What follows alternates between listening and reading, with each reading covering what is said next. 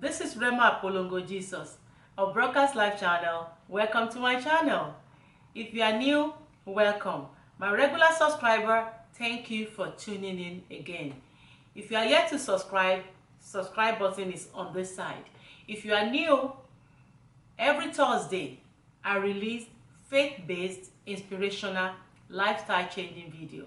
It will bless your life. Jesus came that you might have life and have it more abundantly. That's what this is all about. So today is all about let's talk. Let's talk. So it's another episode of Let's Talk. Today I have a woman. I'm presenting a woman again. She's an overachiever too. She's an attorney. She's also an educator. She's a PhD holder. Today I have Mrs. Fumi Francisca Owaje with me. She's an educator. She loves to teach young people how to do good and how to make it in life. So she got one or two things to tell us. So that let us sit down or sit back and learn. Today I have Dr. Fumi Owaje on Broadcast Live channel. You're welcome, ma'am. How would you advise a 20-year-old?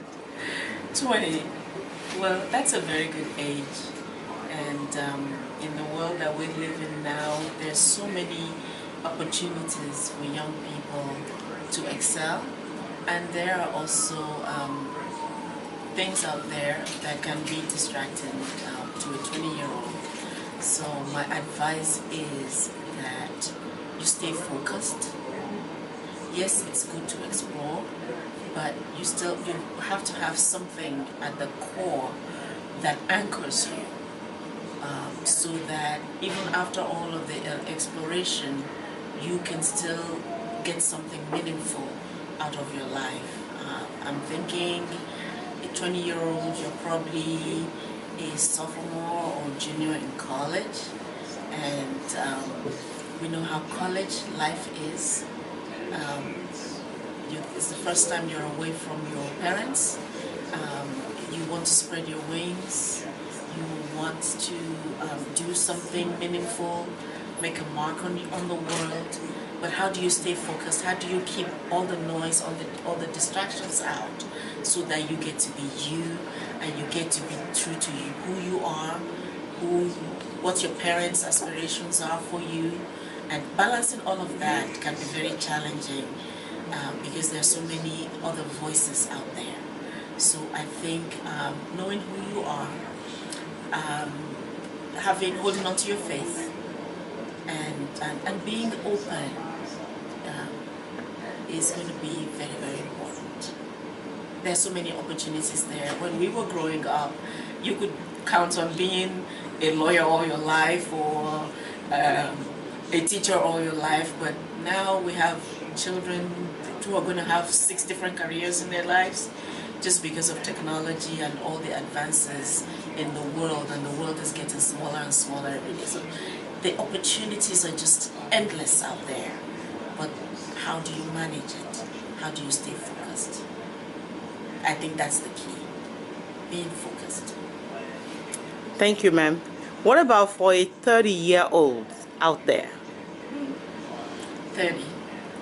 Well, that sounds to me like you're either settled down, or you're about to settle down, or you're wishing you have settled down.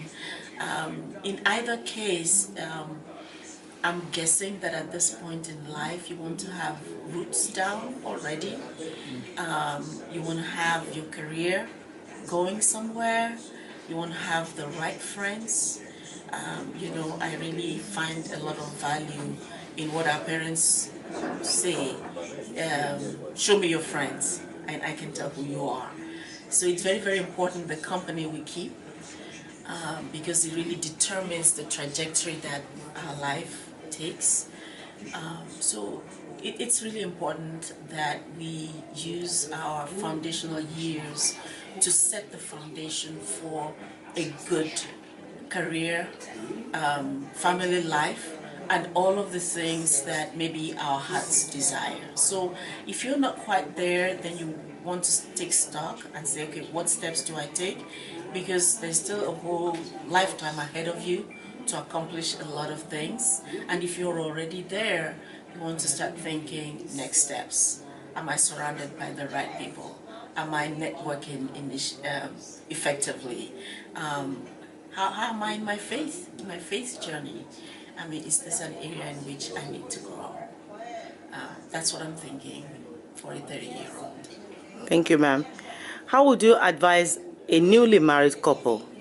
5 tips to make it in their home. A newly married couple. Blissful. Enjoy it. Enjoy each other. But also understand that you're two totally different people who now have to live together, and you're still discovering each other. There will be surprises, and you have to be very patient with each other and learn each other, and grow together, make your mistakes together, have the occasional argument, and work it out.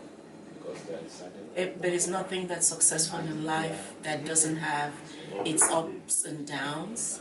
It's never the end of the world. It's the commitment that you have to making it work that really is the difference. But here you have each other, support each other, love each other, encourage each other, and the rest will work itself out. Keep third parties out and really be there for each other. Wow. Thank you, ma'am. Lastly, before I let you go, 3 things that ladies do to mess up their lives. If we're not faithful in our relationships, that can really leave some lasting impact.